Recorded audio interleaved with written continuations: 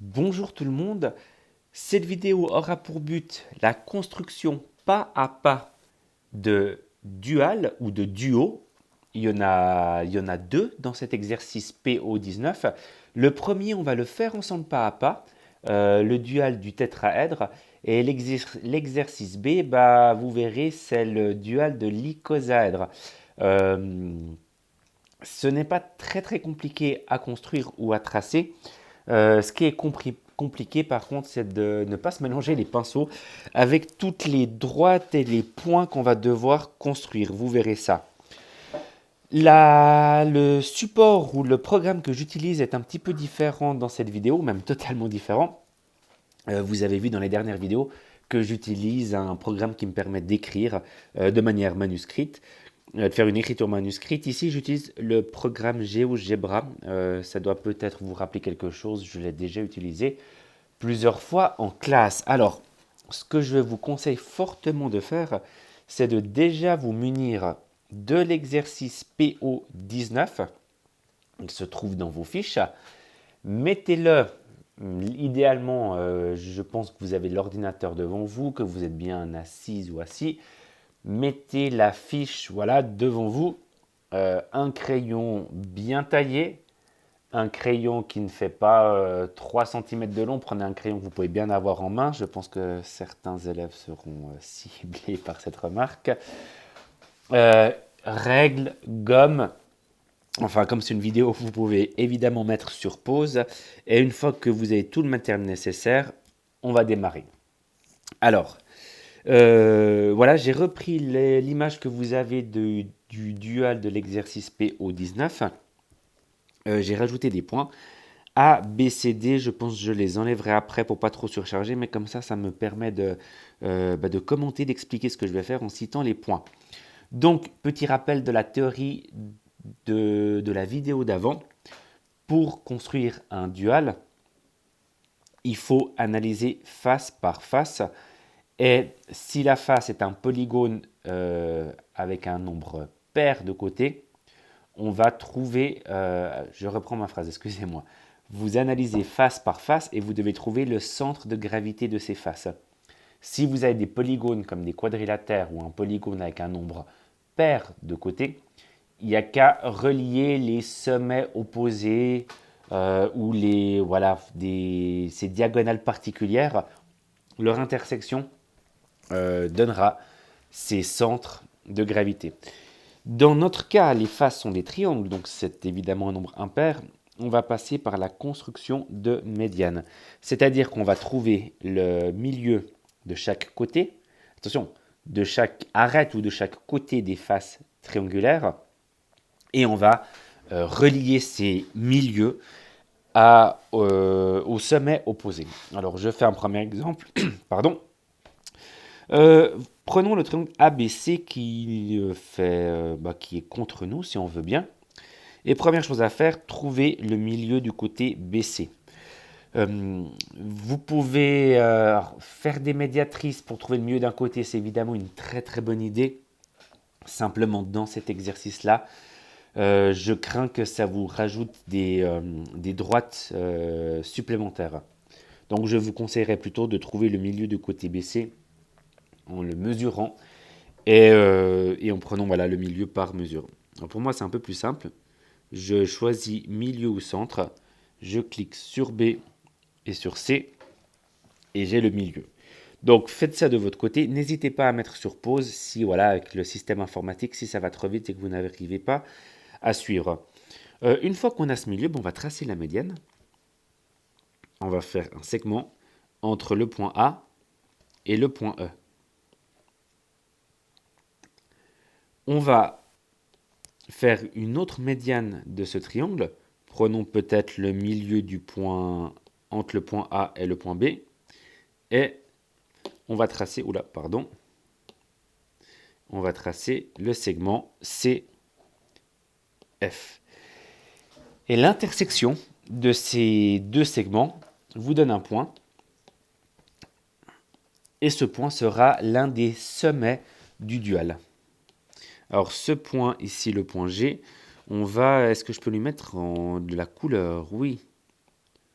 Je vais mettre de la couleur comme ça et je vais mettre voilà, une croix pour distinguer le point, les points qui sont des sommets du dual aux autres points de la forme.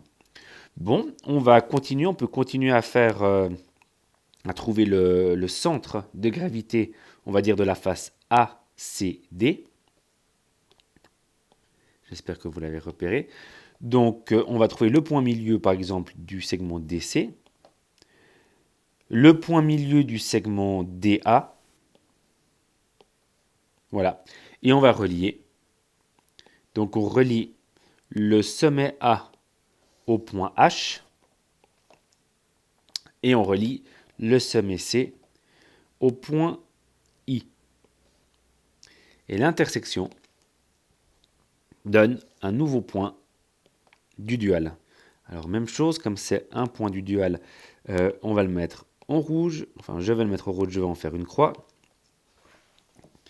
Voilà, on a trouvé le sommet de la face qui est contre nous, le centre de gravité de la face qui est contre nous, le centre de gravité aussi de la face qui est à droite. On a encore deux autres faces à traiter. Alors moi, ce que je vous propose de faire de mon côté, c'est de... Oh pardon, excusez-moi. D'enlever les segments qui me sont plus utiles.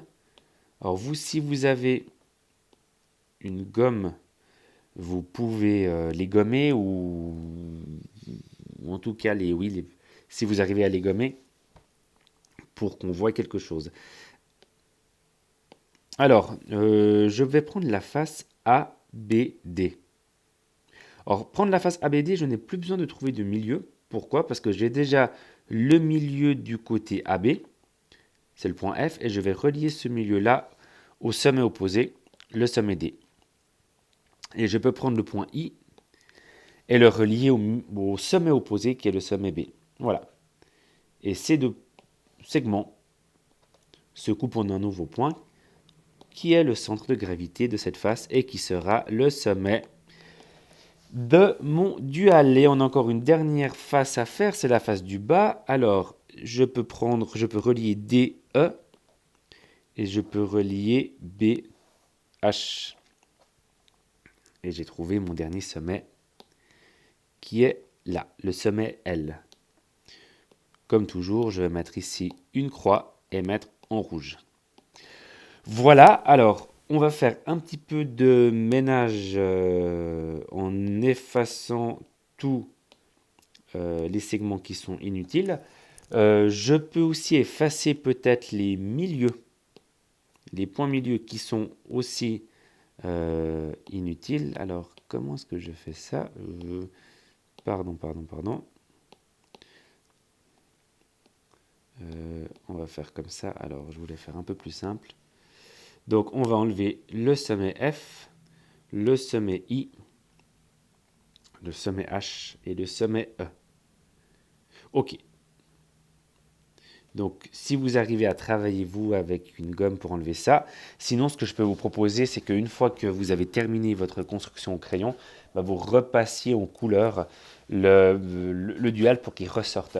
Alors, on va relier tous ces sommets, les 4 sommets rouges. Donc, alors, bon, là, c'est pas très compliqué. Chaque sommet sera relié à tous les autres. Vous verrez que dans l'exercice suivant, c'est un petit peu plus compliqué. Je vais quand même faire du coup la réflexion comme si on était dans l'exercice B.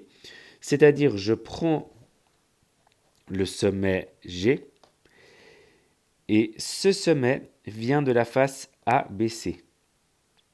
Cette face ABC, elle a une arête commune avec la face du bas. Je ne sais pas si vous me suivez. La face ABC et la face DBC ont une arête commune. Donc on va relier le point G, qui est le centre de gravité de la face ABC, avec le point L, qui est le centre de gravité de la face DBC. Mais si les deux faces n'avaient pas d'arête commune, on ne relierait pas leur centre de gravité. Là, on peut. Même chose, ce point G, donc toujours ce point qui est le centre de gravité de la face ABC, et bien cette face ABC, Elle a aussi une arête commune avec la face ABD. Donc, leurs deux centres de gravité doivent être reliés, le centre G avec le centre K. Et pour terminer, la face ABC a encore une autre arête commune, c'est l'arête avec la face ACD. Donc on va relier le centre de gravité G avec le centre de gravité J. Vous pouvez faire le même travail pour toutes les faces avec les comparer ou regarder quelle face a quelle arête commune avec quelle autre face et on arriverait ici à cette conclusion-là. Donc c'est-à-dire qu'on relierait tous les points. Voilà, on a gentiment fini. Alors ça donne quelque chose de plutôt joli. Il y a quand même une question, qu'est-ce que vous trouvez? Le dual d'un tétraèdre, qu'est-ce que c'est? C'est un tétraèdre. Alors il est plus petit, il est retourné, mais voilà, on a un autre tétraèdre. Pour le rendre peut-être un peu plus joli, qu'est-ce qu'on pourrait faire? On pourrait, de la manière suivante, on pourrait enlever encore les noms des droites. Pardon. Alors, si j'enlève le nom des droites, j'ai ça. Et peut-être que ce que je pourrais faire, c'est mettre un peu plus d'épaisseur. Voilà, en rouge, pour que les arêtes, ressortent mieux.